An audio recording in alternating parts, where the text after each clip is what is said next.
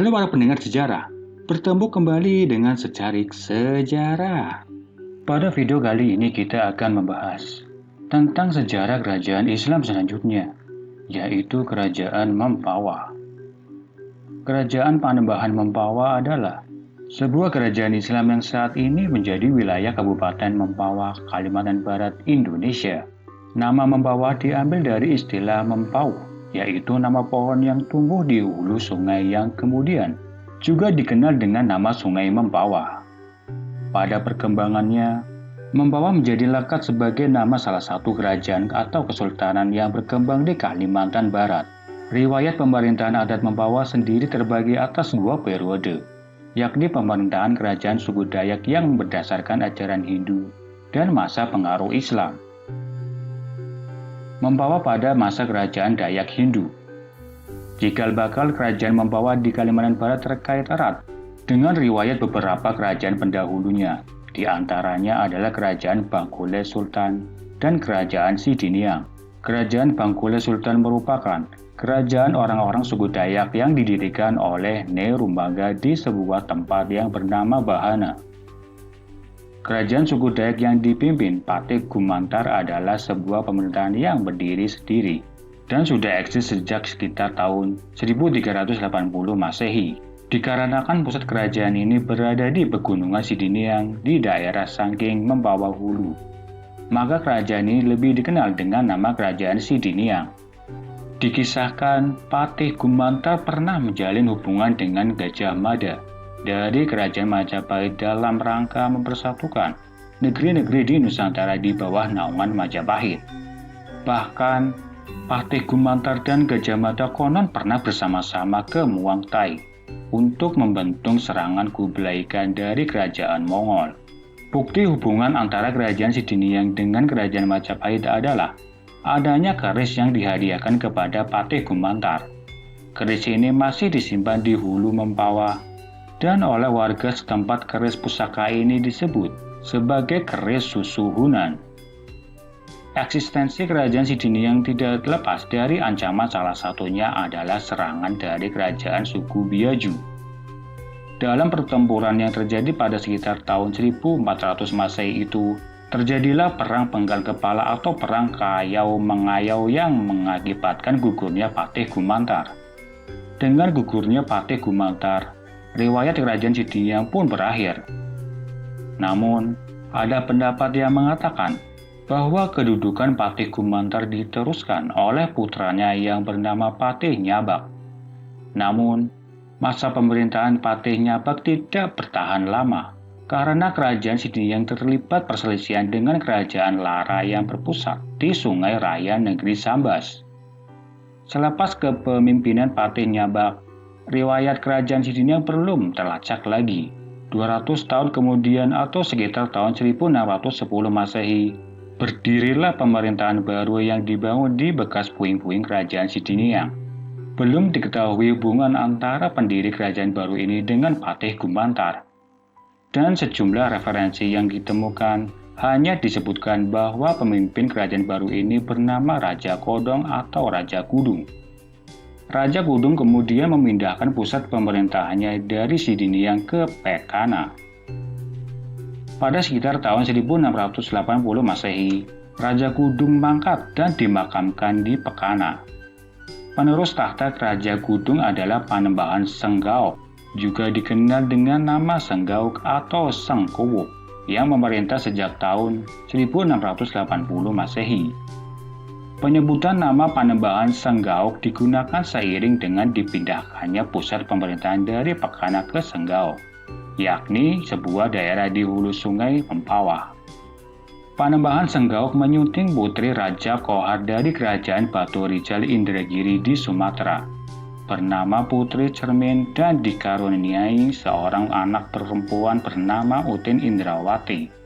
Putri Utin Indrawati kemudian dinikahkan dengan Sultan Muhammad Zainuddin dari kerajaan Tanjung Pura.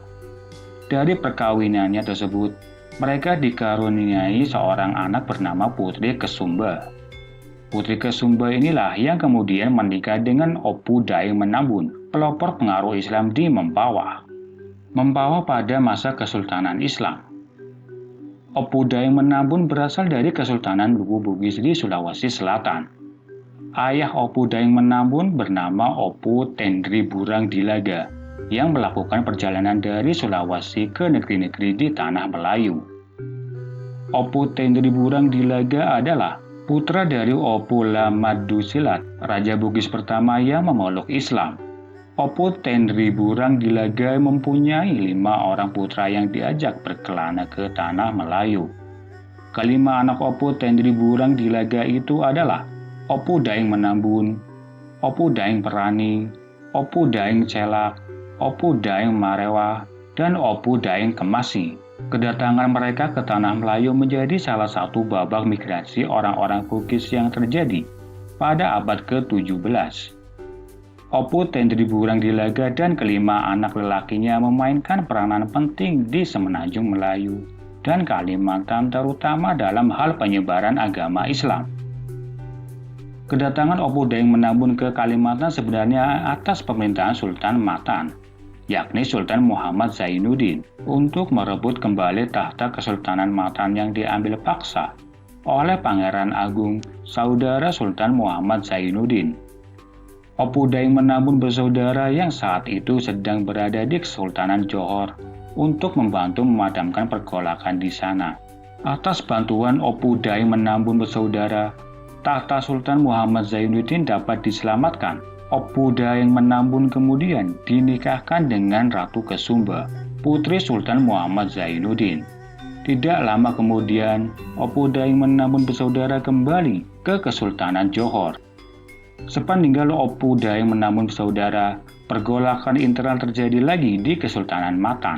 Anak-anak Sultan Muhammad Zainuddin meributkan siapa yang berhak mewarisi tahta Kesultanan Matan jika kelak ayah mereka wafat. Sultan Muhammad Zainuddin kembali meminta bantuan Opu Daeng Menambun yang sudah kembali ke Johor. Opu Daeng Menambun memenuhi permintaan Sultan Muhammad Zainuddin dan segera menuju Tanjung Pura untuk yang kedua kalinya. Sedangkan keempat saudaranya tidak ikut serta karena tenaga mereka sangat dibutuhkan untuk membantu Kesultanan Johor. Berkat Opu Daeng Menambun, perselisihan di Kesultanan Matan dapat segera diselesaikan dengan cara damai. Atas jasa Opu Daeng Menambun itu, Sultan Muhammad Zainuddin berkenan menganugerahi Opu Daeng Menambun dengan gelar kehormatan Pangeran Mas Sunan Negara. Opu Daeng Menambun sendiri memutuskan untuk menetap di Kesultanan Matan bersama istrinya, dan mereka dikaruniai beberapa orang anak, yang masing-masing bernama Putri Chandramidi, Gusti Jamiril, Syarif Muhammad, Syarif Abu Bakar, Syarif Alwi, dan Syarif Muhammad. Pada tahun 1724 Masehi, Sultan Muhammad Zainuddin wafat. Penerus kepemimpinan Kesultanan Matan adalah Gusti Kesuma Bandan yang bergelar Sultan Muhammad Mu'azzuddin. Sementara itu, di Mempawah Panembahan Senggaok wafat pada tahun 1737 Masehi. Karena Panembahan Senggaok tidak mempunyai putra, maka tahta Mempawah diberikan kepada Sultan Muhammad Mu'azzuddin yang tidak lain cucu Panembahan Senggaok dari Putri Utin Indrawati yang menikah dengan Sultan Muhammad Zainuddin.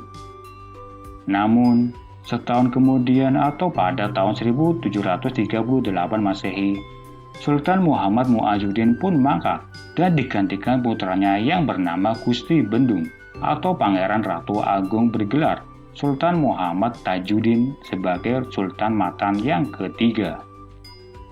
Pada tahun 1740 Masehi, kekuasaan atas Mempawah yang semula dirangkap bersama tahta Kesultanan Matan diserahkan kepada Opu Daeng Menambun yang kemudian memakai gelar Pangeran Mas Surya Negara, gelar yang dahulu diberikan oleh almarhum Sultan Muhammad Zainuddin, Sultan Matan yang pertama. Sedangkan istri Opu Daeng Menambun, Ratu Kesumba, menyandang gelar sebagai Ratu Agung Sinuhun. Pada era Opu Daeng Menambun inilah Islam dijadikan sebagai agama resmi kerajaan. Selaras dengan itu, penyebutan kerajaan pun diganti dengan kesultanan. Opu Daeng Menambun memindahkan Pusat pemerintahannya dari Sanggau ke Sebukit Rama yang merupakan daerah subur, makmur, strategis, dan ramai didatangi kaum pedagang. Pengaruh Islam di Mempawah pada era pemerintahan Opu Daeng Menabun semakin kental berkat peran Sayyid Habib Hussein Al-Qadri, seorang pengenala yang datang dari Hadramaut atau Yaman Selatan. Hussein Al-Qadri sendiri sebelumnya telah menjabat sebagai hakim utama di Kesultanan Matan pada masa Sultan Muhammad Mu'azzin. Hussein Al-Qadri dinikahkan dengan putri Sultan Muhammad Mu'azzin yang bernama Nyai Tua. Di Kesultanan Matan, Hussein Al-Qadri mengabdi sampai pada masa pemerintahan Sultan keempat, yakni Sultan Ahmad Kamaluddin, yang menggantikan Sultan Muhammad Tajuddin pada tahun 1749 Masehi. Namun, pada tahun 1755 Masehi, Hussein Al-Qadri berselisih paham dengan Sultan Ahmad Kamaluddin tentang penerapan hukuman mati.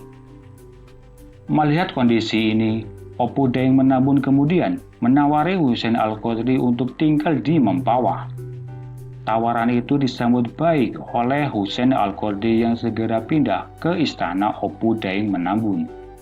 Hussein Al-Qadri kemudian diangkat sebagai patih sekaligus imam besar Mempawah. Selain itu, Hussein Al-Qadri diizinkan menempati daerah Kuala Mempawah untuk dijadikan sebagai pusat pengajaran agama Islam. Untuk mempererat hubungan antara keluarga Hussein Al-Qadri dan Kesultanan Mempawah, maka diadakan pernikahan antara anak lelaki Hussein Al-Qadri yang bernama Syarif Muhammad Al-Qadri dengan anak perempuan Opu Daeng Menabun yang bernama Putri Chandramidi. Kelak, pada tahun 1778 Masehi, Syarif Abdurrahman Al-Qadri mendirikan Kesultanan Kadriyah di Pontianak. Pada tahun 1761 Masehi, Opu Daeng Menabun wafat dan dimakamkan di Sebukit Rama. Penerus tahta Kesultanan Mempawah selanjutnya adalah putra Opu Daeng Menabun yaitu Gusti Jamiril yang bergelar Panembahan Adiwijaya Kusumajaya. Di bawah kepemimpinan Panembahan Adiwijaya, wilayah kekuasaan Mempawah semakin luas dan terkenal sebagai bandar perdagangan yang ramai. Kesultanan Mempawah pada masa kolonial. Tidak lama setelah Belanda mendarat di Mempawah pada sekitar tahun 1787 Masehi, terjadilah pertempuran melawan pasukan Kesultanan Mempawah yang dipimpin Panembahan Adiwijaya. Syarif Kasim, anak lelaki Sultan Kadriyah Pontianak, Syarif Abdurrahman Al-Qadri berhasil dipengaruhi oleh Belanda untuk ikut menyerbu Mempawah. Panembahan Adiwijaya akhirnya menyingkir ke Karangan di Mempawah Hulu guna mengatur siasat. Namun, pada tahun 1790 Masehi, Panembahan Adiwijaya wafat sebelum sempat melancarkan serangan balasan. Panembahan Adiwijaya meninggalkan 8 orang anak dari 2 istri. Pada sekitar tahun 1794 Masehi, sengketa antara Kesultanan Mempawah dan Kesultanan Kadriyah bertambah runyam karena Belanda berhasil membujuk Syarif Kasim agar meluaskan istana Kadriyah hingga ke hulu sungai yang dekat dengan perbatasan Kesultanan Mempawah. Akibatnya, peperangan kembali berkobar di mana pihak Kesultanan Kadriyah dibantu oleh orang-orang Tionghoa yang ada di Pontianak, sedangkan kubu Kesultanan Mempawah yang pada waktu itu belum memiliki sultan baru sebagai pengganti Panembahan Adiwijaya mendapat dukungan dari orang-orang suku Dayak dan Kesultanan Singkawang. Namun, karena Kesultanan Kadriyah disokong penuh oleh Belanda, pihak Kesultanan Mempawah mengalami kekalahan dalam perang tersebut. Selanjutnya, Belanda mengangkat Syarif Kasim sebagai penguasa Mempawah dengan gelar Panembahan Mempawah. Sultan Syarif Abdurrahman Al-Qadri, ayahanda Syarif Kasim, sebenarnya tidak menyetujui pengangkatan itu karena antara Kesultanan Mempawah dan Kesultanan Kadriyah masih terdapat ikatan kekerabatan yang erat. Istri Sultan Syarif Abdurrahman Al-Qadri, Putri Chandramidi, adalah anak perempuan Opu Daeng Menabun. Pengangkatan Syarif Kasim sebagai Panembahan termaktub dalam perjanjian tanggal 27 Agustus 1787. Pada tahun 1808, Sultan Syarif Abdurrahman Al-Qadri wafat. Belanda kemudian menunjuk Syarif Kasim sebagai penguasa Kesultanan Qadriyah dengan gelar Sultan Syarif Kasim Al-Qadri. Kedudukan Syarif Kasim di Mempawah digantikan oleh saudaranya yang bernama Syarif Hussein. Namun, kekuasaan Syarif Hussein tidak bertahan lama karena kekuatan Belanda di Mempawah mulai goyah akibat perlawanan yang dimotori oleh dua orang putra Panembahan Adiwijaya, yakni putra mahkota Gusti Jati dan saudaranya yang bernama Gusti Mas. Ketika akhirnya Belanda berhasil diusir dari Mempawah, Gusti Jati dinobatkan menjadi Sultan Mempawah. Belanda kemudian mundur ke Kesultanan Qadriyah di Pontianak di bawah lindungan Sultan Syarif Kasim Al-Qadri. Gusti Jati dinobatkan sebagai pemimpin Kesultanan Mempawah pada sekitar tahun 1820 dengan gelar Sultan Muhammad Zainal Abidin. Gusti Mas tetap setia mendampingi kakaknya untuk turut mengembangkan kehidupan dan keamanan rakyat Mempawah. Oleh Sultan Muhammad Zainal Abidin, pusat pemerintahan kesultanan dipindahkan ke tepi sungai Mempawah, tepatnya di Pulau Pedalaman. Pada era inilah, Kesultanan Mempawah semakin terkenal sebagai pusat perdagangan dan memiliki benteng pertahanan yang kuat. Melihat Kesultanan Mempawah yang semakin jaya, Belanda kemudian menyusun sebuah taktik. Belanda mencoba cara damai untuk menghadapi Sultan Muhammad Zainal Abidin. Sementara kekuatan perang Kesultanan Qadriyah disiapkan untuk segera menyerbu manakala Mempawah lengah. Taktik Belanda berhasil ketika para punggawa Kesultanan Mempawah terlena oleh ajakan damai Belanda. Armada perang Kesultanan Qadriyah menyerbu Pulau Pedalaman. Bukti serangan ini masih dapat dilihat pada bekas benteng pertahanan yang dibangun di sisi kanan dan kiri istana Mempawah. Akibat serbuan mendadak tersebut, Sultan Zainal Abidin terpaksa kembali ke Sebukit Rama untuk menghimpun kekuatan. Serangan balik Sultan Zainal Abidin membuahkan hasil. Tentara Kesultanan Qadriyah dapat dikalahkan.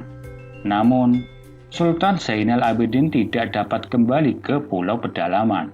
Ia memilih menyepi dengan menyusuri hulu sungai Mempawah. Terjadi lagi kekosongan pemerintahan Kesultanan Mempawah. Dan lagi-lagi Belanda memaksimalkan peluang ini dengan mengangkat adik Sultan Zainal Abidin yang bernama Gusti Amin sebagai Sultan Mempawah yang bergelar Panembahan Adinata Krama Umar Kamarudin. Pada tahun 1831 itu, Kesultanan Mempawah melemah karena campur tangan Belanda. Sejak itu, setiap suksesi Kesultanan Mempawah menjadi permainan politik yang diatur oleh Belanda. Selain itu, pihak Kesultanan Mempawah harus tunduk pada aturan-aturan buatan Belanda. Setelah Gusti Amin wafat pada tahun 1839, Belanda menobatkan Gusti Mukmin menjadi Sultan Mempawah dengan gelar Panembahan Mukmin Nata Jaya Kusuma. Selanjutnya pada tahun 1858, Belanda menobatkan Gusti Mahmud sebagai Sultan Mempawah dengan gelar Panembahan Muda Mahmud Alauddin. Pada tahun 1858 itu, telah diangkat pula Gusti Usman sebagai Sultan Mempawah. Dari tulisan itu, dimungkinkan Gusti Mahmud wafat tidak lama setelah dinobatkan. Gusti Usman anak Gusti Mukmin diangkat menjadi Sultan Mempawah untuk sementara. Kemungkinan tersebut mendekati kebenaran ketika Gusti Usman meninggal dunia pada tahun 1872. Yang diangkat sebagai Sultan Mempawah adalah Gusti Ibrahim, gelar Panembahan Ibrahim Muhammad Saifuddin yang tidak lain adalah putra Gusti Mahmud. Ketika Gusti Ibrahim mangkat pada tahun 1892, sang putra mahkota Gusti Muhammad Taufik Akumuddin dinilai belum cukup umur untuk diangkat sebagai penggantinya. Oleh karena itu, yang dinobatkan selaku pemangku adat Kesultanan Mempawah untuk sementara adalah Gusti Intan, kakak perempuan Gusti Muhammad Taufik Akumuddin. Gusti Muhammad Taufik Akumuddin sendiri baru naik tahta pada tahun 1902. Sultan ini membangun Istana Amatubillah wa Rasulillah di Pulau Pedalaman pada tahun 1922. Pemerintahan Sultan Muhammad Taufik Akumuddin masih berlangsung hingga kedatangan Jepang di Indonesia pada tahun 1942. Kedatangan Jepang menimbulkan tragedi bagi kerajaan-kerajaan di Kalimantan Barat, termasuk Kesultanan Mempawah pada tahun 1944. Sultan Muhammad Taufik Akamuddin ditawan tentara Jepang hingga akhir hayatnya. Hingga kini, jasad ataupun makam Sultan Muhammad Taufik Akamuddin belum ditemukan. Karena putra mahkota Gusti Jimi Muhammad Ibrahim belum dewasa, maka Jepang mengangkat Gusti Musta'an selaku wakil Panembahan Kesultanan Mempawah yang menjabat hingga tahun 1955. Namun, waktu itu Gusti Jimi Muhammad Ibrahim tidak bersedia dinobatkan menjadi Sultan Mempawah karena masih ingin menyelesaikan pendidikannya di Yogyakarta. Oleh karena itu, yang dianggap sebagai Sultan Mempawah terakhir adalah Sultan Muhammad Taufik Akamuddin. Setelah Indonesia merdeka pada tahun 1945, kemudian disusul dengan pengakuan kedaulatan secara penuh dari Belanda kepada Indonesia pada tahun 1949. Terjadi perombakan yang signifikan dalam bidang sistem pemerintahan, termasuk sistem pemerintahan di daerah. Hal itu terjadi juga di Kalimantan Barat, dengan terbentuknya Republik Indonesia. Segala wewenang yang pernah dilimpahkan kepada daerah istimewa Kalimantan Barat dikembalikan kepada Negara Kesatuan Republik Indonesia. Pada akhirnya kemudian, atas desakan rakyat, para tokoh adat Dayak dan Melayu Bugis, Gusti Jimi Muhammad Ibrahim akhirnya bersedia dinobatkan sebagai pemangku adat Kesultanan Mempawah.